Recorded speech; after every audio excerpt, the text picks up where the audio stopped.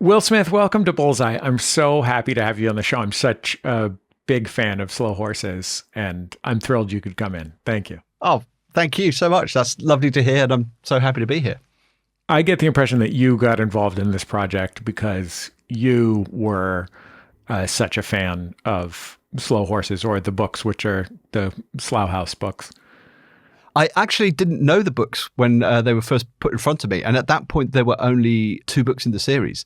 And I think Mick had been dropped by his British publisher, but he'd had sort of a kind of cult following in the States, and his American publisher hung on in there. And then he found another publisher in Britain. So it wasn't the kind of juggernaut that it is now, but I could see that it was an absolute no-brainer in terms of adapting it.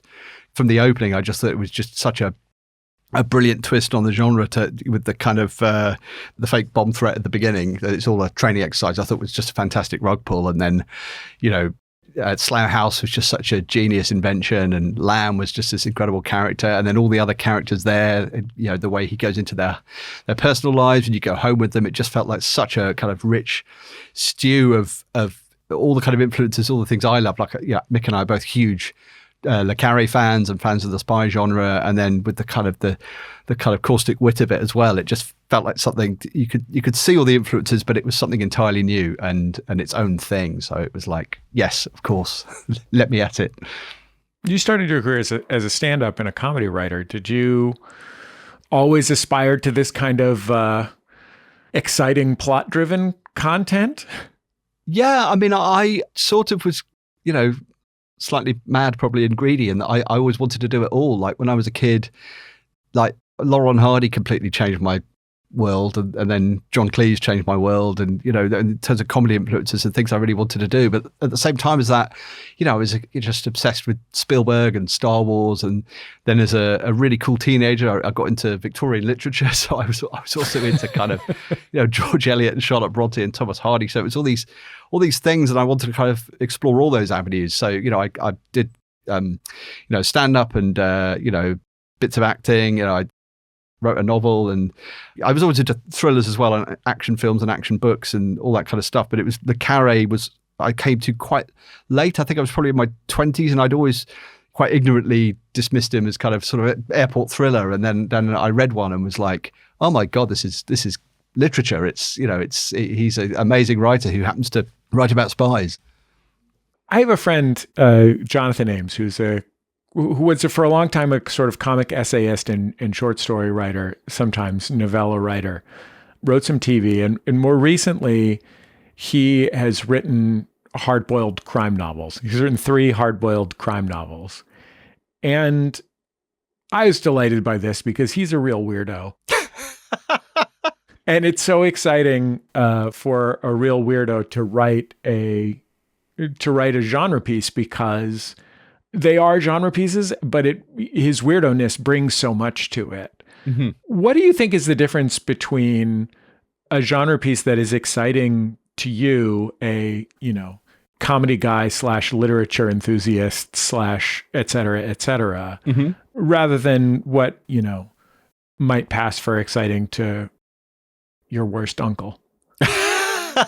That's a brilliant question, and I think for me the answer is that in genre writing, if the characters are saying the things that characters say within that genre and doing the kinds of things that characters do in that genre, then to me it feels slightly limiting, and you just don't believe it. And I'm very kind of boring and traditional and probably unimaginative, but for any kind of piece of fiction, whether it's kind of a book or a film or a TV series or a play, I just have to believe it. So I just want to believe that these people are real and these things happened, and be transported in that way.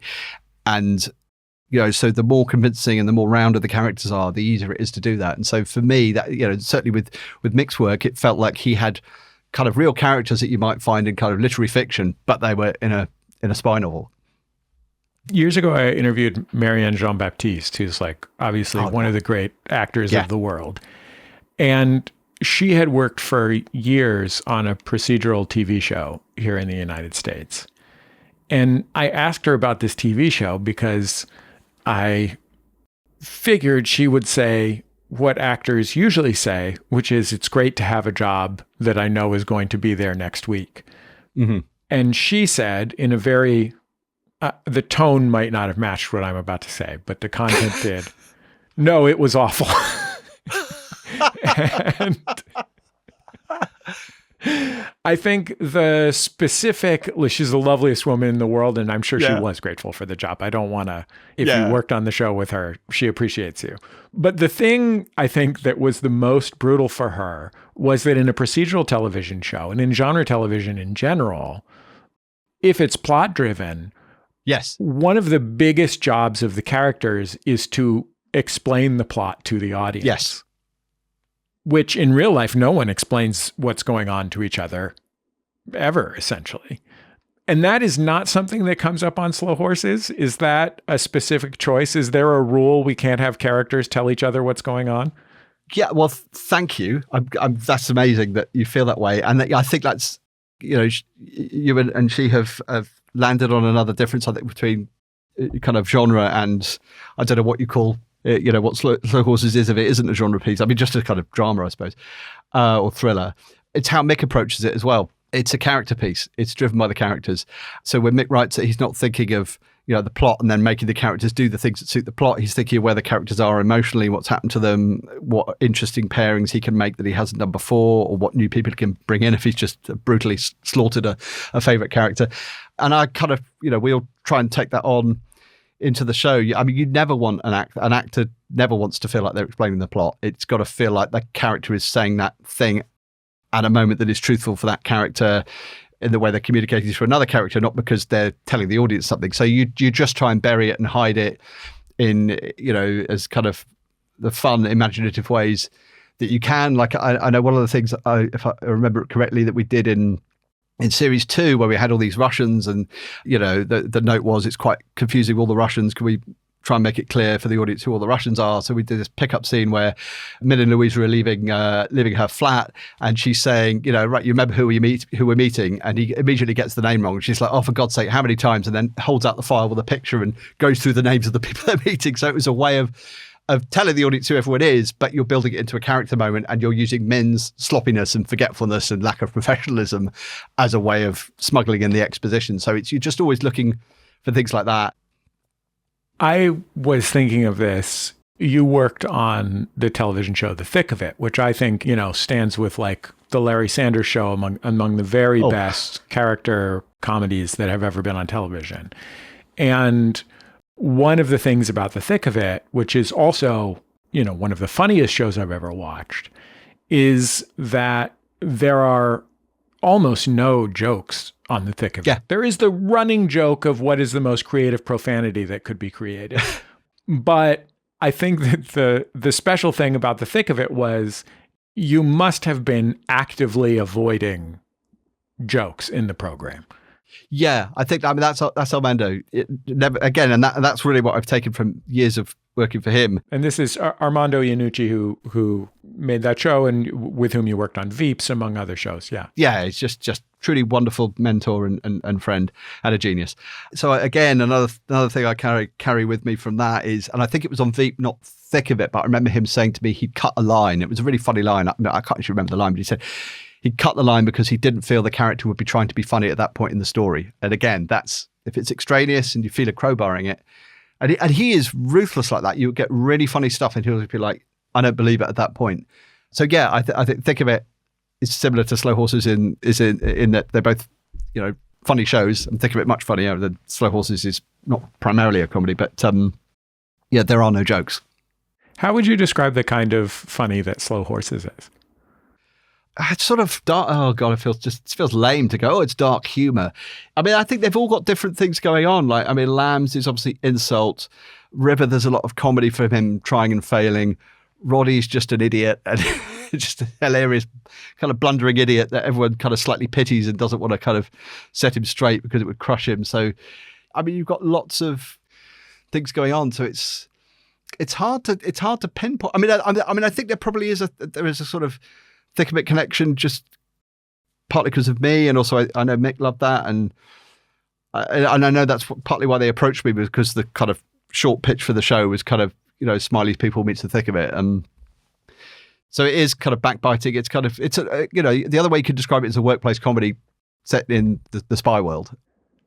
Gary Oldman's character, Lamb, is the boss of the slow horses, the head of this office of various types of rejects. Mm-hmm. And his character is very disgusting. That's one of his primary qualities. He has many personal qualities besides, but like one of the top ones is he's freaking gross. Yeah. I'm going back to bed. Would you also consider a shower? Yeah, it's a tempting offer, but I don't think that's appropriate right now. I mean, apart from anything else, my team just died. It's one thing for disgusting filthiness to be in one of your primary character's qualities in a book. Mm-hmm. It is a much more vivid experience to see it on screen. So how do you decide how disgusting you want him to be physically on screen that we're looking at? I'm thinking of close-ups of his feet, for example. Yeah, there's the feet, the hair is not washed regularly, I'd say. Probably doesn't brush his teeth. The clothes seem to be on kind of quite a low rotation of outfits. He has none of the quality of a disgusting, dirty person on film typically, which usually a disgusting, dirty person on film looks like a child dressed up as a hobo for Halloween. Like they have that kind of like fake dirt on them. Yeah. You know what I mean? And he's genuinely distressingly gross looking. It's the grease, isn't it? I mean, it's actually, if you go back to series 1, it's because it's definitely been, added and layered, and there's more texture to that. And like if you look at series 1 now, it's like he looks quite dapper and svelte almost in comparison to the kind of greasy, disheveled mess that he is at the moment. But that's Gary. I mean, Gary loves that. Gary's just amazing, but he loves the character detail and just living it and feeling the textures of things like that. So that'll be him with Lucy Civic, our Oscar-winning hair and makeup designer, just sort of greasing the hair more and the skin, and and Gary's, he's I'm gonna put it nicely. He's bulked out. I can do that as though he's kind of exercising for the part. You're doing muscle moves for our radio doing muscle moves. You're doing muscle man moves. Yeah, but he's put on a little bit for it, but he's still not. Well, that's the amazing thing about Gary is he's not the size that Lamb is in the book, but he conveys it. But yeah, I mean, Gary just loves being dirty and disgusting with all of that. You know how they're always saying in hackneyed film criticism, like the city is actually a character in the film. Yeah. In Slow Horses, I would say that the farts are a character. Yeah. In the program. How do you decide how to deploy the, again, genuinely gross farts? Comic, but also sincerely gross. Yes. Well, the farts are in the book, and I remember early on there was a kind of, are you going to do the farts? And it was like, oh yeah. I mean, that's because it's a part of the character. Again, you think it's in the spy genre, but we've not had a farting spy before, have we? I don't think. And who can seemingly do it on demand.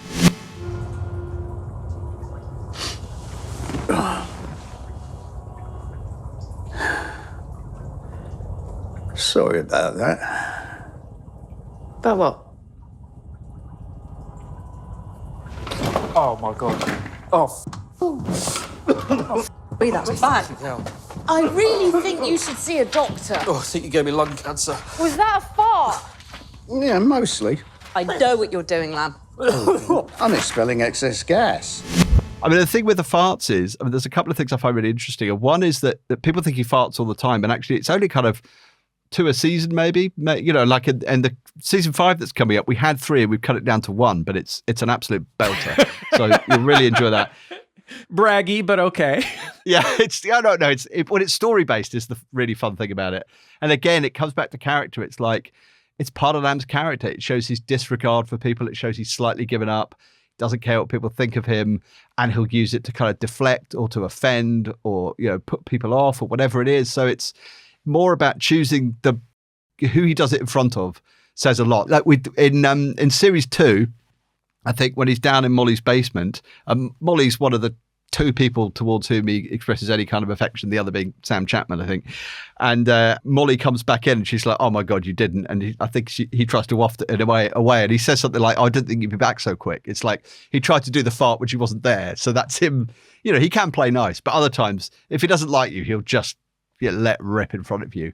I'm imagining a classic like television writer's corkboard full of 3x5 cards, but the 3x5 cards are just different types of fart. Different types.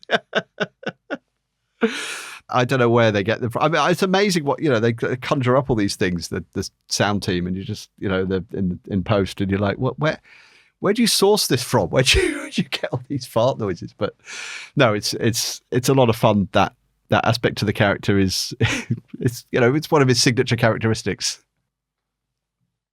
Obviously, a lot of the plotting of the television program comes directly from the books. Mm-hmm.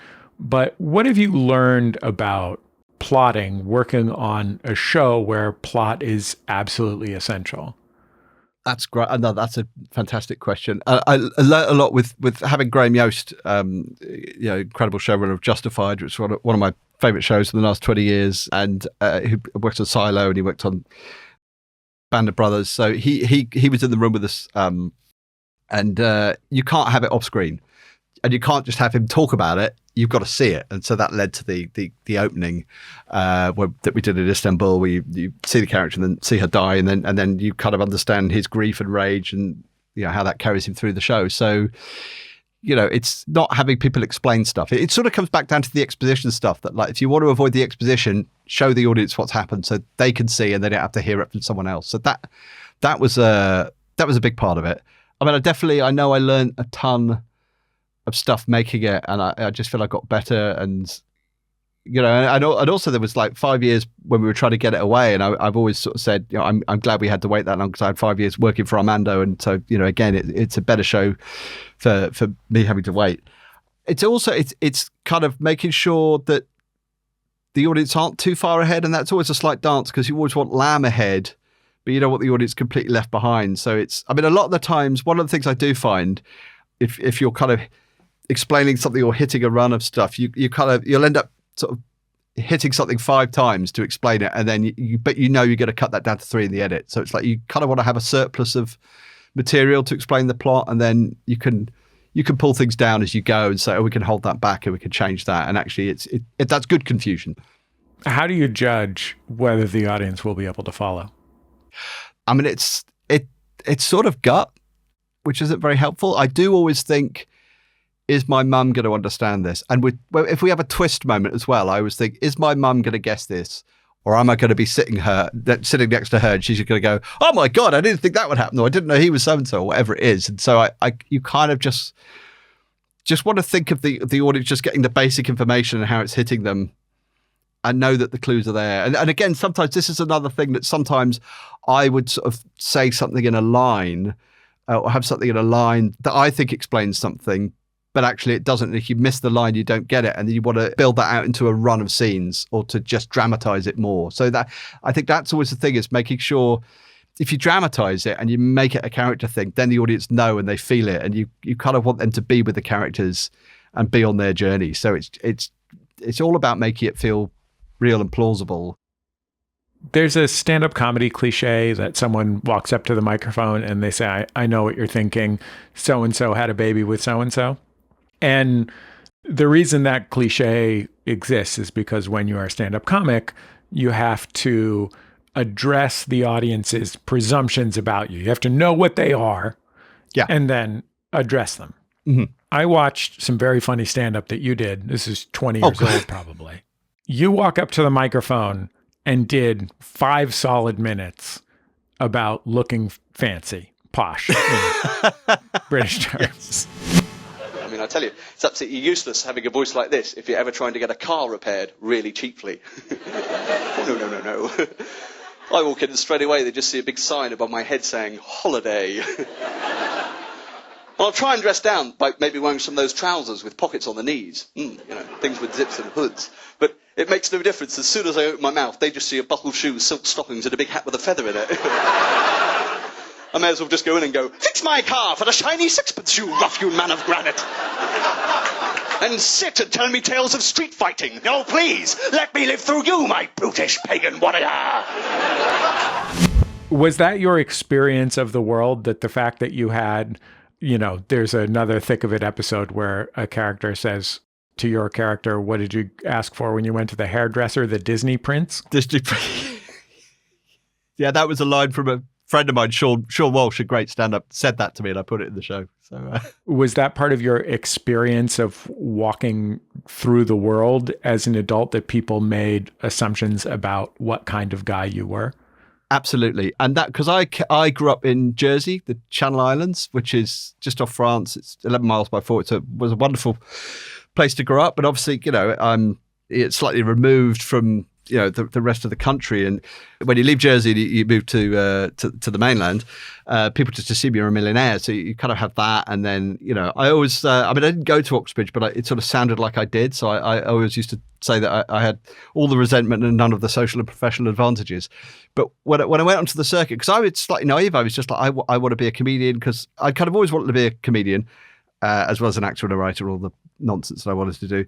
But comedy was always a massive thing for me. And I used to make films and magazines and do sketches and stuff with friends of mine. And then when I was at university, they weren't there. So I was like, well, I'll do stand-up now. And Ben Elton was a real hero of mine, and he'd done stand-up as a way of getting into writing. So I thought, I'll do this. So I was sort of going onto the comedy circuit, and then, and my kind of tradition is kind of, Cleese and Python and Not the 9 O'Clock News. So it is that kind of Oxbridge comedy tradition is what influenced me. And then you hit the circuit, and I loved the circuit because it was just so eclectic, and you're meeting all these people that I would never come across in any other kind of walk of life. And there were kind of dentists and doctors and lawyers doing stand-up, but then there were kind of lorry drivers and ex-armed robbers and whoever. And even though you kind of came from all these different backgrounds, you still had that kind of that Venn diagram bit in the middle, that you love comedy and you thought about things in a similar way and you had similar experiences. So to this day, there are people who I probably only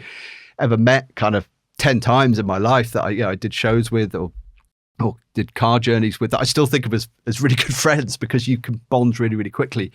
But you've also got the kind of perception of the audience, which is, why are you doing this? You don't speak like I wasn't the traditional kind of, or the obvious kind of voice on the circuit at that point. It was a bit more rough and ready, and you just think, well, you have to address it. You have to, if they're thinking it, you have to puncture that. Otherwise, it's going to be in their minds, and it's sort of a distraction.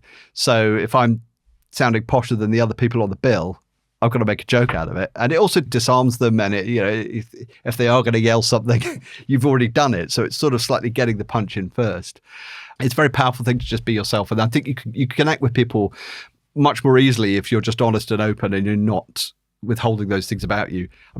That said, obviously the persona I had when I was doing stand-up is a heightened version of a part of myself. It's not the whole of me, but it's some of me. And it definitely gave me a comic persona that I could play on. That's interesting because, when I talk to stand-ups, the rule of thumb is you spend your first 7 years of stand-up trying to figure out who you are. Yeah. And once you've done 5 shows a week for 7 years, which is almost 2,000 shows. Yeah. Then you know who you are and have a voice. That voice that you're describing, you say it is a part of you, but it's as much about how people see you as it is about who you are. Yes, you're playing off the preconceptions, and you're sort of kind of leaning into it as well. It's like, if people are like, oh, you seem a bit posh, you really go for it and you get really snobbish or whatever it is for kind of shock value or comic effect or however the joke is working. But it's also, when you were talking there, it reminded me something another friend of mine said, that again, another thing I really carry with me that I do think applies to my whole approach to kind of to drama, comedy writing, and certainly to Slow Horses. I remember him saying to me, it's not about the jokes, it's who you are in between the jokes. And that is just so true, because once you have the persona, you can kind of talk about anything. Whereas when you're still trying to find yourself and you're doing kind of a pun here and a political observation here and a kind of long anecdote here and something, you can feel you're kind of, who are you and what is the style? But when you have the persona, it's just an extra thing that the audience could feed off. If you have a certain look, or if, when you come on stage, then that's the thing. It sort of infuses all of your worldview and your jokes. You're working for a company in California where I live, and you're making a show about British people, written by you, a Briton, starring British actors. I think I know where this is going. Do you think of yourself as making a show for Americans? That's interesting. I thought that was going to go somewhere else. I thought that was going to go, what gave you the nerve to think you could write a show like Veep, which, or write on a show? It wasn't my show, but I know the American thing is interesting, because we didn't know. We always thought, the show would appeal to British people, but then I was sort of come back to that thing that Mick had his first kind of bite of an audience in America, so people latched onto that, and they liked the kind of the Britishness of it. And again, it sort of ties up with what I was saying about stand-up, that I think if you're authentic, the characters are true to themselves, people will respond to that. It's, in the same way that, I love watching not just the specifically American shows, but the specifically regional American shows like The Wire and Sopranos and Mayor of Easttown. That was like, I've not seen people from this area and this different landscape. And it's if it's true to itself and it's interesting, I think things can travel. So we didn't really, I mean, you can't cater to it is the other thing. It's like we can't be writing it and thinking, well, who's the CIA station chief that we're going to bring in so that the Americans will watch it? And it would sort of, it can unbalance it. And also we wanted to be true to the books. The books are very, very British. And so you stick to that and cross your fingers, really. But I think you can only really make it, good for you. You've got to kind of push out all the kind of other noise and the expectations. And that's something I try really hard to do, so that it's just, you're just thinking about the characters and you're just thinking about what you're doing in front of you. And you're not thinking, how's this going to play in such a place? Or you just got to make sure the thing in front of you is working. Do you like to watch dad shows? Oh, yeah. Yeah, I'm not going to name any of them, but bad films. When I was growing up, we went through it. We love watching. Not bad. Dad. Oh, dad. Sorry, dad shows. So, what's an example of a dad show? I think the ultimate example of dad media would either be something related to Tom Clancy. Oh yeah. Or more fancily, Master and Commander: The Far Side of the World, starring Russell Crowe. I love that. Yeah. Clancy. I love Hunt for Red October. Yeah, I was about to say Hunt for Red October is the other, like anything on a submarine. I love Master and Commander. I love the film. I've got the first two books because I'm like, I know I'm going to love those, and I've just got to find the space and time. It's just a list of knots, Will. It's just a list of knots. 300-page list of knots and sails. Yeah. I know there's so many of them, but I know I'll go for it. No, I'm totally into dad stuff, and I like, when I've been saying, the difference between genre and drama, that I really don't want to denigrate genre, because I grew up on watching that kind of stuff, Saturday night kind of American telly. I still love that. That's still in there, and anything that, as long as you're watching stuff or reading stuff, it doesn't really matter. It's whatever you want to go with, really, and there's value in all of it. But something that's just fun and a romp is terrific. Will Smith, thank you so much for coming on Bullseye. It was so nice to talk to you, and I love your show. I can't wait to watch more. Thank you so much. It's been an absolute delight.